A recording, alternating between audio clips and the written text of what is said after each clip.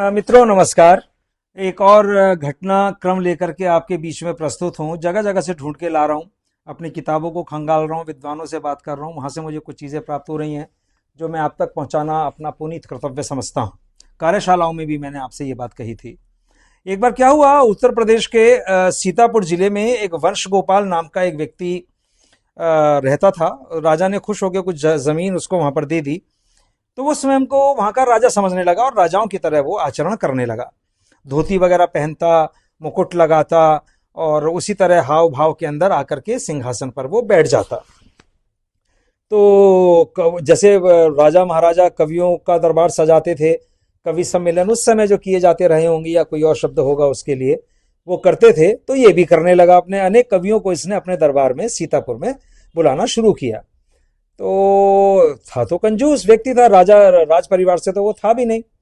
तो जाते हुए उसने एक तोशी नाम के कवि को अधेला, आधा पैसा खुश होकर के दिया। तो वो इतना रुष्ट हुआ तोशी कवि, तो उसने एक छंद कहा, उस छंद को अच्छी तरह समझिएगा। वो राजा को देख करके कहता है, दरबार में ही खड़े होकर के, खाय के पान बिदोरत होठ हो। कि तुम कैसे राजा हो, पान भी खा रहे हो, होठों को भी चला रहे हो। ऐसे ऐसे जब हम पान खाते हुए करते हैं, खाए के पान बिदोरत होठ हो, बैठी सभा में बने अलबेला। पूरी सभा में राजाओं की तरह अलबेले से बन के बैठे हुए हो। धोती किन्नारी सी सारी सी ओढ़त, कि जो तुमने धोती भी वैसी पहन रखी है जैसे राजा लोग पहनते हैं। पेट बड़ा है कियो जस बैला, अपना पेट तो देख लो तुम्हारा कैसा है, बैल की तरह तुम्हारा पेट हो रहा है, मोटा रहा होगा वो राजा। वंश गोपाल बने तुम भूपति, वंश गोपाल उस राजा का नाम, वंश गोपाल तो तुम्हारा नाम है, और भूपति भी अपने आप को तुम ये महसूस मान रहे हो कि तुम राजा बन गए हो।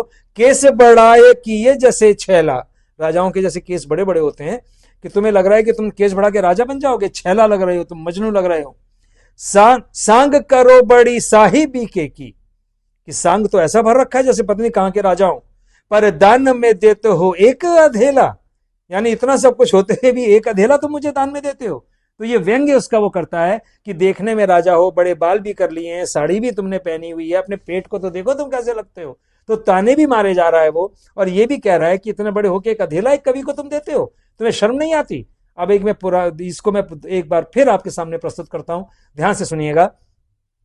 खाए के पान बिदोरत होठ हो, बैठी सभा में बने अलबेला। धोती की नारी सी सारी सी ओढ़त, पेट बड़ा है कियो जैसे बैला। वंश गोपाल बने तुम भूपति, केस बड़ा है कियो जैसे छैला। सांग करो बड़ी साहिबी के की, पर दान में देते हो एक अधेला। ये तुम्हारी असलियत है राजा, तुम अगर इतने बड़े बने हो तो कवियों का सम्मान करना भी सीखो। तो इस प्रकार भी कहा जाता था। मुंहफट भी कवि हुआ करते थे, जो उनके मन में आता था वो कह देते थे।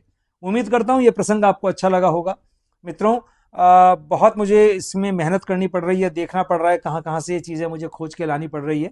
आप भी मेरी मदद करें। कक्षा में बच्चों को भी आप सुना सकते हैं कि किस प्रकार की काव्य रचनाएं की जाती थीं। आप मेरे चैनल को लाइक करें, सब्सक्राइब करें, अपनी टिप्पणी ज़रूर दिया करें। आप देते नहीं हैं, और आगे आप किसी भी समूह में हिंदी के हों तो आप इसको आगे सरका दें, मैं शब्द इस्तेमाल कर रहा हूं, ताकि अधिक से अधिक हिंदी संस्कृत वाले इस प्रकार के हमारे रसरंग का, साहित्य का आनंद ले सकें। नमस्कार।